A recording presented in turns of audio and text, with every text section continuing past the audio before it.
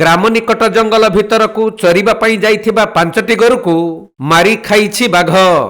ମୟୂରଭଞ୍ଜ ଜିଲ୍ଲା କରଞ୍ଜିଆ ବନଖଣ୍ଡ ସାତକୋଶିଆ ବନ୍ୟପ୍ରାଣୀ ରେଞ୍ଜ ଅଞ୍ଚଳରେ ଏହିପରି ଘଟଣା ଘଟିଛି। ମିଳିଥିବା ସୂଚନା ଅନୁଯାୟୀ ଭାଲିଆଡାଳ ଗ୍ରାମ କିଶୁନ ସାହିର କିଛି ବ୍ୟକ୍ତିଙ୍କ ଗୋରୁଗୁଡ଼ିକ 6 ଦିନ ପୂର୍ବରୁ ସବୁଦିନ ଭଳି ଗ୍ରାମ ନିକଟ ଜଙ୍ଗଲ ଭିତରକୁ ଚରିବା ପାଇଁ ଯାଇଥିଲେ। କିନ୍ତୁ ସନ୍ଧ୍ୟାରେ ଗୋରୁଗୁଡ଼ିକ ନିଜ ନିଜ ଘରକୁ ନ ଫେରିବାରୁ ଗୋରୁ ମାଲିକମାନେ ଖୋଜାଖୋଜି କରିଥିଲେ ବି ଗୋରୁକୁ ପାଇନଥିଲେ। ତେବେ ଗତ ମଙ୍ଗଳବାର ଦିନ ଜଙ୍ଗଲକୁ ଯାଇଥିବା କିଛି ଲୋକମାନେ ଭାଲିଆଡାଳ ସଂରକ୍ଷିତ ଜଙ୍ଗଲର କମ୍ପାର୍ଟମେଣ୍ଟ ନମ୍ବର 14ରେ 4ଟି ଗୋରୁ ମରି ପଡ଼ିଥିବାର ଦେଖିବାକୁ ପାଇଥିଲେ। ସେଥିମଧ୍ୟରୁ ଗୋଟିଏ ଗୋରୁର 70% ଅଂଶ ବାଘ ଖାଇଦେଇଥିବାର ଦେଖାଯାଇଥିଲା।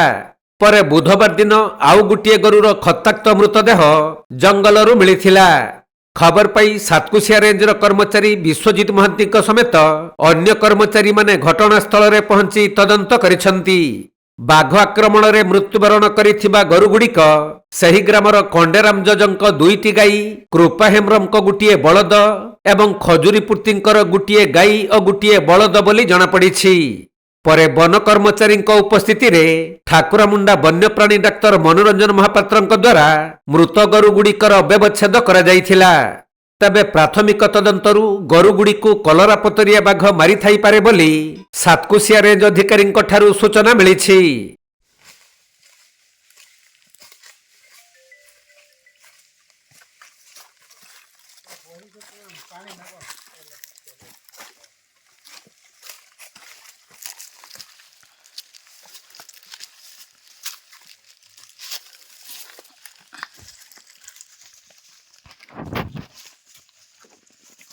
ମୟୂରଭଞ୍ଜ ଜିଲ୍ଲା କରଞ୍ଜିଆରୁ ସଚିଦାନନ୍ଦ ପଲେଇଙ୍କ ରିପୋର୍ଟ, କୋଣାର୍କ ଲାଇଭ୍।